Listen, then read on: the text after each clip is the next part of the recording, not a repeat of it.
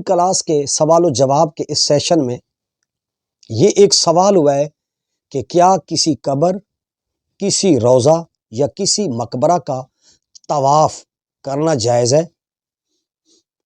کہ کیا بزرگان دین کی قبور کو تعظیماً سجدہ کرنا، ان کا طواف کرنا اور بوسہ دینا شرعاً جائز ہے؟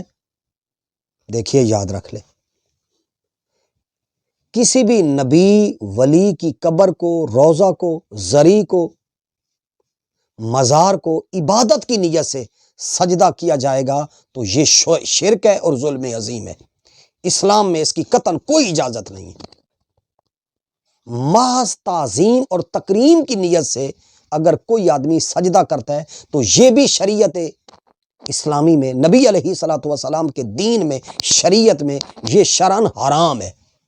سجدہ عبادت تو شرک ہے، سجدہ تعظیمی حرام ہے، یہ بھی منع ہے۔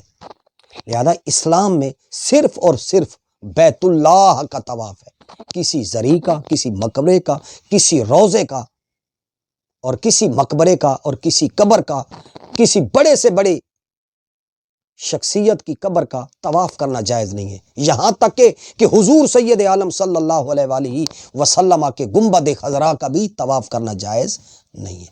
لہٰذا انبیاء کرام، بزرگان دین کہ کسی بھی پیغمبر، نبی، اللہ کے ولی یا کسی بھی امام اہل بیت، مولا علی المرتضیٰ کرم اللہ وجہ الکریم کے روضہ اطہر کا، آپ کے روضہ مبارکہ کا، نجف اشرف کا، کربلا معلیٰ کا یا کسی بھی برگزیدہ شخصیت کی قبر، روضہ، مزار، زری کا طواف کرنا جائز نہیں ہے۔ لہٰذا عامت المسلمین کو قبر کو بوسہ دینے سے بھی ہمارے اکابر نے، شیوخ نے، بزرگوں نے، محتاط لوگوں نے، انہوں نے کہا کہ قبر کا بوسہ لینا شرعاً تو جائز ہے، لیکن بڑے جو لوگ تھے وہ لوگوں کے سامنے مزارات کو بوسہ بھی نہیں لیتے تھے، تاکہ کہ کہیں بڑا آدمی اس کے عمل کو دیکھ کر اس کے مریدین وابستگان جو ہیں وہ چومنے کے ساتھ کہیں آگے حد سے تجاوز نہ کر جائیں۔ حضور اعلیٰ گولوی قبلہ عالم پیر سید مہر علی شاہ صاحب رحمۃ اللہ علیہ اور حضور سیدنا بابو جی قبلہ رحمہ اللہ اور شیخ محقق شاہ عبد الحق محدث دہلوی علیہ رحمہ جیسے اکابر علماء نے، محققین نے، انہوں نے کہا کہ بڑے لوگوں کو، علماء کو، مشائخ کبار کو عوام کے سامنے مزار کا بوسہ نہیں لینا چاہیے۔ حالانکہ شرعاً بوسہ لینا تو جائز ہے، حدیث سے بھی ثابت ہے، ماں کی قبر کا بوسہ، باپ کی قبر کا بوسہ جائز ہے، صحیح نیت کے ساتھ۔ اگر کوئی آدمی بوسے کو آپ عبادت نہیں سمجھ سکتے تو لہٰذا بزرگوں نے آہوتاً، احتیاطاً قبر کا بوسہ نہیں لیا، تاکہ کہیں لوگ ان کے دیکھا دیکھی کہیں حد سے تجاوز کر کے کہیں سجدہ نہ کرنا شروع کر دیں۔ لہٰذا محض بوسہ نہ بدعت ہے اور نہ ہی شرک ہے، لیکن عوام دیکھا دیکھی میں حد سے تجاوز کر جاتی ہے، اس لیے احتیاط اسی میں ہے کہ بوسہ نہ دیا جائے۔ ویسے شرعاً بوسہ لینا جائز ہے۔ لہٰذا دیکھیے، ہر شے کی اپنی ایک حد ہے، اس کا ایک ضابطہ ہے۔ اگر ہم اپنی من مانی سے، اپنی مرضی سے اپنے خیال کو شریعت بنائیں گے، اپنے توہمات کو، اپنے خیالات کو اگر شریعت بنائیں گے تو یہ بھی ٹھیک نہیں ہے، اور اپنی من مانی سے اگر چیزوں کو لازمی ضروری قرار دیں گے تو بزرگ کے ساتھ محبت کا تقاضا بوسہ لینا بھی نہیں ہے۔ لہذا بوسے کو بزرگ کے ساتھ نسبت کے تناظر میں یہ کہنا بے جس آدمی نے وہ مزار پہ حاضر ہوا ہے اس نے بوسہ نہیں لیا تو وہ بدعتی ہے، گستاخ ہے، یہ بھی غلط ہے۔ اسلام افراط و تفریط کا نام نہیں ہے۔